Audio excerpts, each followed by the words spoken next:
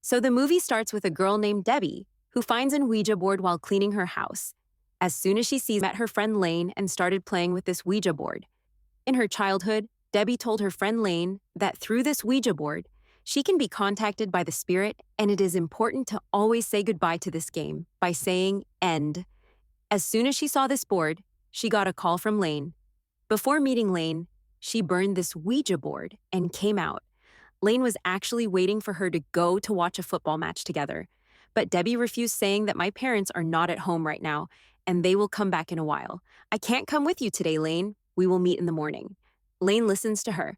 Debbie says goodbye to her and comes back home. This was her dinner time. She was having dinner alone and suddenly the door of her backyard opened. She did not panic. She went and saw that there was no one there. She closed the door of the backyard and got confused.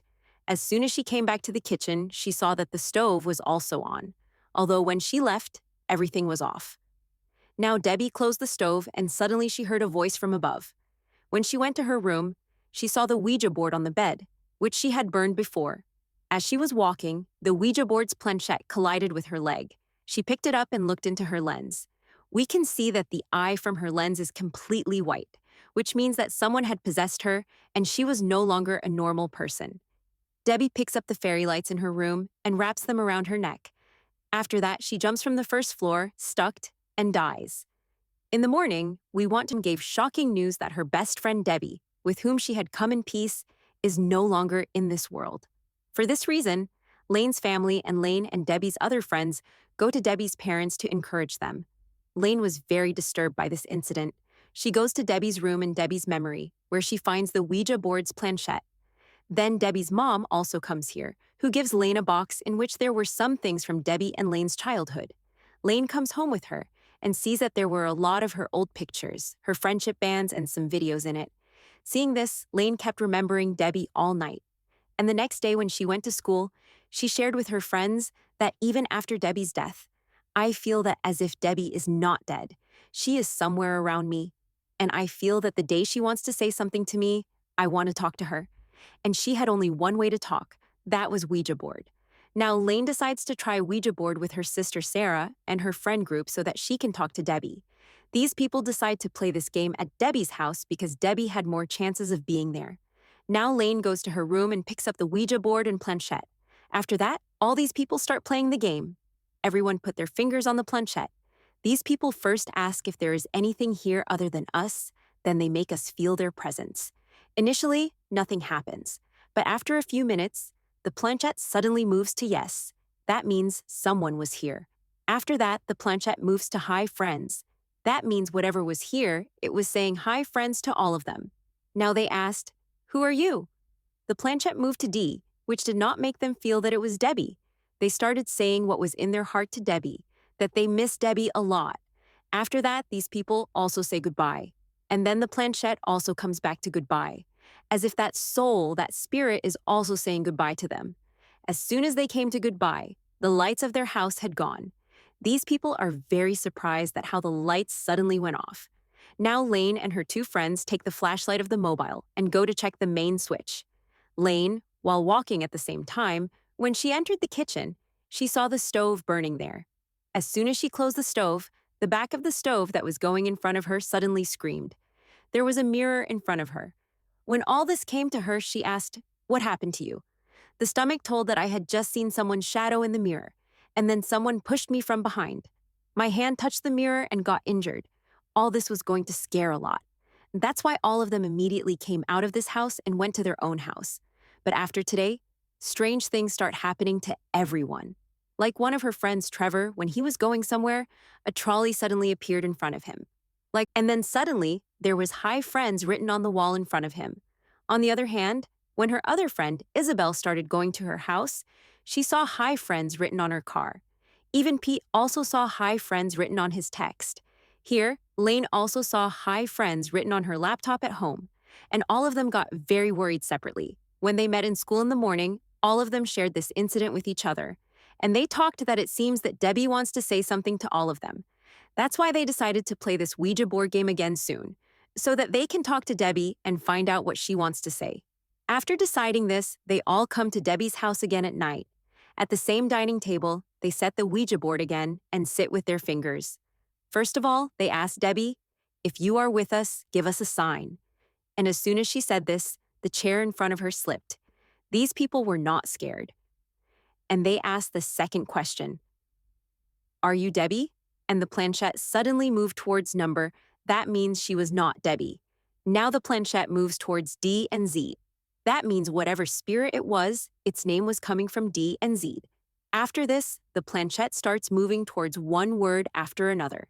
And these people see that the spirit on the head of the planchette had written, "Run, mother is coming." That means run, mom is coming. As soon as she says this, their Ouija board also flies. All four of them scream and run away from here. Now Lane comes home.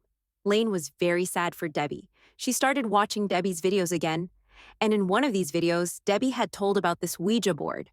This Ouija board was not actually Debbie's. She got it from this house, which belonged to the owners of the old house. She got it by cleaning this attic. Knowing this, Lane decided that she would definitely go to Debbie's attic the next day. Actually, she wanted to know who are the souls talking to her, and does she belong to the old people living in Debbie's house? The next day, she goes to the attic, and she finds a lot of things and pictures of the old family living there. And from here, she also finds out that there used to be a Zenter family in this house. When she searches about them, she finds out shocking news. There were 3 women in this family, 1 mother and 2 daughters. One of them was named Doris, and the other was named Paulina. Whatever happened here was not normal. Little sister Doris disappeared from this house in a strange way, and she has not been found anywhere in the world, while her elder sister Paulina was arrested for the murder of her mother, and when she was released, she was left in a mental hospital. Now, Lane decides to meet Paulina so that she can find out what is going on in that house. She meets Paulina and tries to find out what is going on in that house. Paulina tells her the background of her family. Her mother used to do a lot of spiritual rituals, with which she was able to contact the spirits. At one time, she just wanted to contact her husband, but later she made her own business. She wanted a medium that could reach the voices of the spirits. That's why her mother connected her little daughter to the spirits. And then the spirits started speaking with her voice. The voices of the spirits first helped her mother a lot, but then one day these voices got out of control, when her mother could not control these voices. So she stitched the lips of Doris, so that Doris could not say anything, and she did not have a connection with the spirits. But as soon as she did this, a lot of things went wrong there. Doris disappeared in a strange way, and she has not been found anywhere. Now Paulina tells Lane that because you have used that Ouija board, that's why there is a connection between you and Doris.